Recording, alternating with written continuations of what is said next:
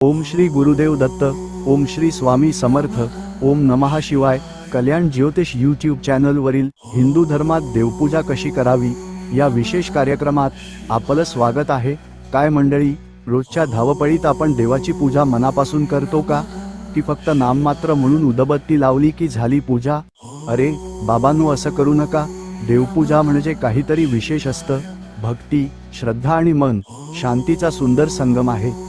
आजच्या या व्हिडिओमध्ये आपण पाहणार आहोत पूजा करताना दिवा कसा लावावा आणि घंटानाद करताना कोणत्या गोष्टी लक्षात ठेवाव्या, म्हणजे आपली देवपूजा परिपूर्ण होऊन देवाचे आशीर्वाद आपल्याला मिळतील, आपली पूजा सार्थ होईल। विशेष म्हणजे आपल्या हातून अज्ञानातून किंवा नकळत होणाऱ्या चुकांमुळे होणाऱ्या त्रासापासून आपली सुटका होऊन घरात वैभव, सुख, शांती, आरोग्य अशा अनेक भाग्यशाली घटना आपल्या आयुष्यात देवाच्या कृपेने घडून येतील। या व्हिडिओमध्ये पूजा करताना घंटा आणि दिवा कसा वापरावा अथवा कसा वापरू नये किंवा होणाऱ्या काही चुका टाळण्यासाठी तुम्हाला हिंदू रीतीनुसार काही खास टिप्स देणार आहोत। लक्षात ठेवा, पूजा ही रीतीनुसारच झाली पाहिजे आणि आपण पूजा जर रीतीनुसार होणार नसेल तर त्याला काहीच अर्थ नाही। चला तर मग आजची ही भक्तिमय सफर सुरू करूया। हा व्हिडिओ तुमच्यासाठी खास आहे। तुम्हाला मनापासून विनंती करतो, हा व्हिडिओ शेवटपर्यंत नक्की पहा, कारण यात तुम्हाला केवळ पूजा कशी करायची हेच नाही, तर पूजेमागचं गुण, त्याचं आध्यात्मिक महत्त्व आणि मनःशांतीचा मार्ग मिळेल। मंडळी, काही गोष्टींची अनुभूती घेण्यासाठी त्या मन लावून समजून घ्याव्या लागतात।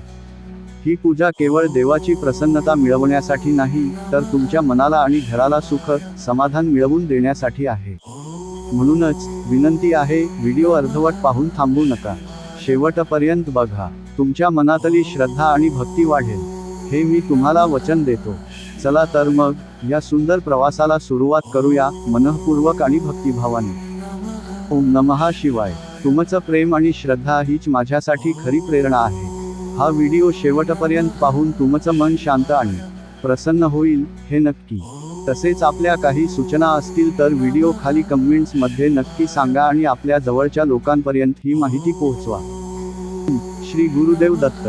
हिंदू धर्मानुसार देवाजवळ किंवा देवपूजेच्या वेळी दिवा लावताना कोणत्या चुका टाळाव्यात? दिवा लावताना काही विशेष नियम आणि शास्त्रीय संकेत पाळले नाही तर त्याचा उलटा परिणाम होऊन आपल्याला त्रास होऊ शकतो। त्यामध्ये आपलं सारं वैभव आणि सुखशांती नाहीशी होऊ शकते। व्हिडिओ शेवटपर्यंत पहा आणि होणाऱ्या चुका सुधारून देवाला प्रसन्न करून आशीर्वाद मिळवा। दिवा लावताना खालील चुका टाळाव्यात अथवा अशा चुका करू नये। पूजा करताना दिव्याची दिशा खालीलप्रमाणे असावी ज्याने आपल्याला त्याचे सकारात्मक प्रभाव दिसतील। पूजेच्या वेळी दिवा नेहमी पूर्व किंवा उत्तर दिशेला ठेवावा। पश्चिम किंवा दक्षिण दिशेला दिवा ठेवू नये। दक्षिण दिशा ही यमाची दिशा मानली जाते, त्यामुळे या दिशेला दिवा लावल्यास घरात अशुभ परिणाम होऊ शकतो। कधीही फुंकर मारून दिवा विझवणे टाळावे। दिवा विझवताना फुंकर मारू नये, हे अपशकुन मानलं जातं आणि यामुळे घरातील सकारात्मक ऊर्जा कमी होते। शक्यतो दिवा विझवू नये, पण कधी दिवा विझवण्याची वेळ आल्यास हाताने झाकून किंवा फुलाने हळूवारपणे विझवावा। एक दिवा विझवून लगेच दुसरा दिवा लावणे टाळावे। एक दिवा विझवल्यावर लगेच दुसरा दिवा लावू नये, यामुळे घरातील ऊर्जा अस्थिर होते आणि मन अशांत राहतं। दिवा विझवल्यावर किमान काही वेळानंतर दुसरा दिवा लावा। विझलेला दिवा पुन्हा पेटवणे। एकदा विझलेला दिवा पुन्हा पेटवू नये। शास्त्रानुसार यामुळे नकारात्मक ऊर्जा वाढते आणि देवाची कृपा प्राप्त होत नाही। विझलेला दिवा बाजूला ठेवून नवीन दिवा लावावा। संध्याकाळी दिवा लावण्यास उशीर करणे। संध्याकाळी सूर्यास्तानंतर लगेच दिवा लावावा। संध्याकाळी दिवा लावण्यास उशीर झाल्यामुळे घरात नकारात्मक प्रभाव वाढतो। तेल किंवा तूप अर्धवट टाकणे। दिव्यात तेल किंवा तूप भरपूर प्रमाणात टाकावं, जेणेकरून दिवा अधिक वेळ जळेल। अर्धवट तेल किंवा तूप टाकल्यास दिवा मध्येच विझतो, हे अशुभ मानलं जातं। पूजा करताना विजेचा दिवा वापरणे। पूजेसाठी नेहमी तेल किंवा तुपाचा दिवा लावावा। विजेचा दिवा केवळ शोभेसाठी वापरण्यास हरकत नाही, पण तो पूजेसाठी योग्य मानला जात नाही। विटलेल्या किंवा खराब दिव्याचा वापर। तुटलेला किंवा जुना मळलेला दिवा वापरू नये, अशा दिव्यामुळे नकारात्मक ऊर्जा वाढते। स्वच्छ आणि सुस्थितीतला दिवा वापरावा। हिंदू धर्मानुसार दिवा मातीचा की धातूचा कोणता वापरावा? हिंदू शास्त्रांमध्ये मातीचा आणि धातूचा दिवा दोघांनाही महत्त्व आहे, मात्र वेगवेगळ्या प्रसंगांसाठी वेगवेगळ्या प्रकारचे दिवे वापरण्याची परंपरा आहे।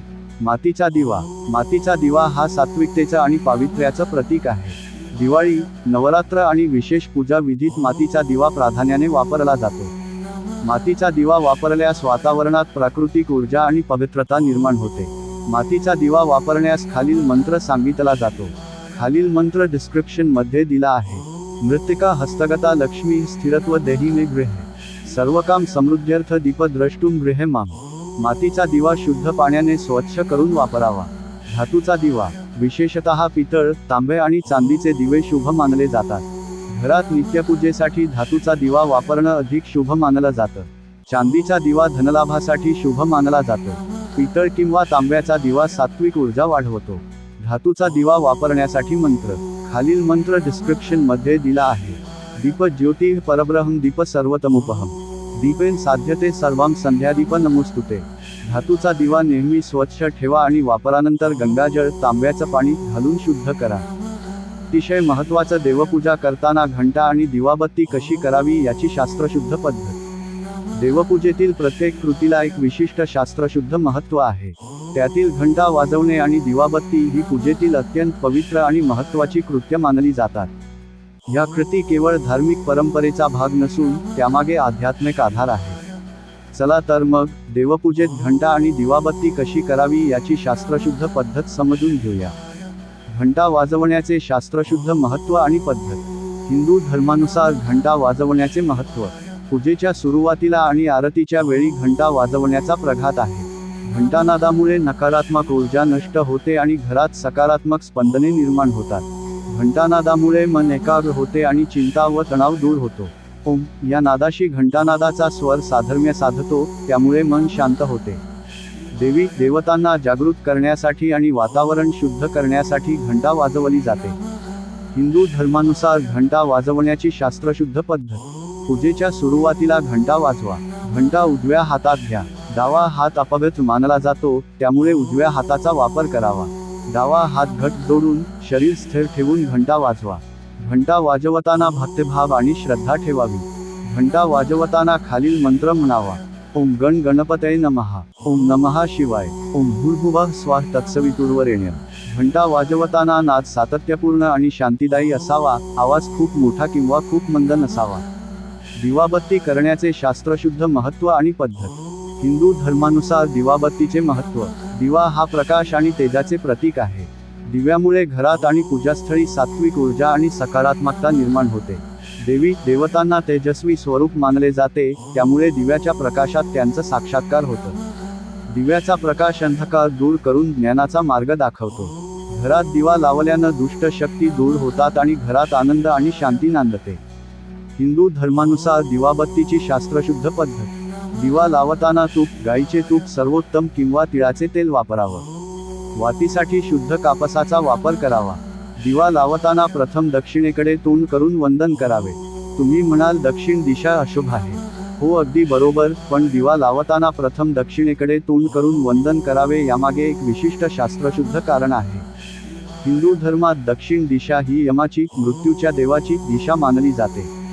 सामान्यतः पूजा आणि शुभ कार्यासाठी दक्षिण दिशा टाळावी असं सांगितलं जातं, परंतु दिवा लावताना दक्षिण दिशेला वंदन करण्यामागील काही विशिष्ट कारणं आहेत आणि ही कारणं आपण नंतरच्या व्हिडिओमध्ये समजून घेऊ. दिवा उजव्या हाताने लावावा. दिवा लावताना खालील मंत्र म्हणावा.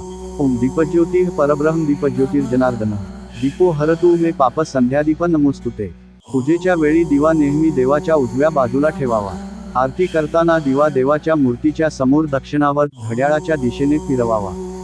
दिवा फिरवताना शांतपणे, प्रेमाने आणि भक्तिभावाने फिरवावा. दिवा फिरवताना खालील मंत्र म्हणावा. ओम जय जगदीश हरे. ओम नमो भगवते वासुदेवाय. दिवा फिरवताना प्रथम पायांजवळ, मग नाभीजवळ, मग मुखाजवळ आणि शेवटी संपूर्ण शरीराभोवती घ्यावा. आरती पूर्ण झाल्यानंतर दिवा देवाला वंदन करून भक्तांना ओवाळावा. दिवा विझवण्यासाठी फुंकर मारू नये. फुलं किंवा हाताने झाकून दिवा विझवावा. हिंदू धर्मानुसार दिव्यांचा प्रकार आणि महत्त्व खालीलप्रमाणे. 1. तुपाचा दिवा सात्विकता आणि शांती निर्माण करते. 2. तिळाच्या तेलाचा दिवा आरोग्य आणि दीर्घायुष्यासाठी लाभदायक. 3. सरसोंच्या तेलाचा दिवा नकारात्मक ऊर्जा नष्ट करण्यासाठी. 4. तुपाचा पंचमुखी दिवा संपूर्ण सकारात्मक ऊर्जा निर्माण करण्यासाठी. दिव्याची दिशा आणि जागा. दिवा पूर्व किंवा उत्तर दिशेला ठेवावा. देवीची आराधना करताना दिवा उजव्या बाजूला ठेवावा. पूर्वेकडे ठेवलेला दिवा ज्ञान आणि सकारात्मक ऊर्जा देतो. उत्तरेकडे ठेवलेला दिवा धन आणि समृद्धी देतो. दक्षिणेकडे ठेवलेला दिवा टाळावा, कारण दक्षिण दिशा यमाची दिशा मानली जाते. घंटा आणि दिवाबत्ती करताना घ्यावयाची काळजी. पूजा करताना शुद्ध मन आणि स्वच्छ शरीर असावं. पूजास्थळी शांत वातावरण असावं. घंटानाद किंवा आरती करताना दुसऱ्या कामांची घाई करू नये. मन एकाग्र करून श्रद्धेने पूजा करावी. पूजेनंतर दिवा विझवताना हाताने झाकून किंवा फुलाने विझवावा, फुंकर मारू नये. दिवा लावताना विशेष घ्यायची काळजी. सकाळी पूजा करताना तुपाचा दिवा लावावा, यामुळे सकारात्मक ऊर्जा मिळते. संध्याकाळी तिळाच्या तेलाचा दिवा लावावा, यामुळे धनलाभ आणि मानसिक शांती मिळते. रात्री झोपण्यापूर्वी दिवा विझवावा, कारण रात्री दिवा जळत राहिल्यास नकारात्मक ऊर्जा निर्माण होऊ शकते. दिवाबत्ती आणि घंटानादामुळे साध्य होणारे लाभ. सकारात्मक ऊर्जा वाढते. मन शांत आणि स्थिर राहतं. घरात सुख, समृद्धी आणि शांती नांदते. देवी देवतांची कृपा प्राप्त होते. दुष्ट शक्तींचा नाश होतो. घंटानाद आणि दिवाबत्ती ही भक्तीची खरी ओळख आहे. योग्य रीतीने केलेली पूजा भक्ताला निश्चितच ईश्वर कृपा आणि शांती प्रदान करते. तर मित्रांनो, आज आपण हिंदू धर्मात देवपूजेचं शास्त्रशुद्ध महत्त्व, दिवा लावण्याची योग्य पद्धत आणि टाळावयाच्या चुका याविषयी सविस्तर माहिती घेतली. देवपूजा ही केवळ एक धार्मिक प्रक्रिया नसून मनाला शांती देणारा आणि सकारात्मक ऊर्जा निर्माण करणारा एक सुंदर मार्ग आहे.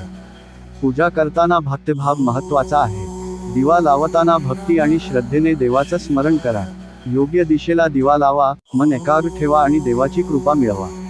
तुम्हाला हा व्हिडिओ उपयोगी वाटला का? कृपया कमेंटमध्ये तुमचे अनुभव आणि विचार नक्की शेअर करा. तुमच्या प्रतिक्रिया आमच्यासाठी खूप महत्त्वाच्या आहेत. व्हिडिओला लाईक करा, चॅनेलला सबस्क्राईब करा आणि नवीन व्हिडिओची सूचना मिळवण्यासाठी बेल आयकॉनवर क्लिक करा. हा व्हिडिओ आपल्या कुटुंबातील आणि मित्रांना नक्की शेअर करा. भक्तीचा प्रकाश सगळ्यांपर्यंत पोहोचू द्या. तुमच्या घरात सदैव सुख, शांती आणि समृद्धी नांदो. भगवंताची कृपा तुमच्यावर सदैव राहो. पुन्हा भेटूया एका नवीन भक्तिपूर्ण व्हिडिओमध्ये. तोपर्यंत ओम नमः शिवाय. हर हर महादेव.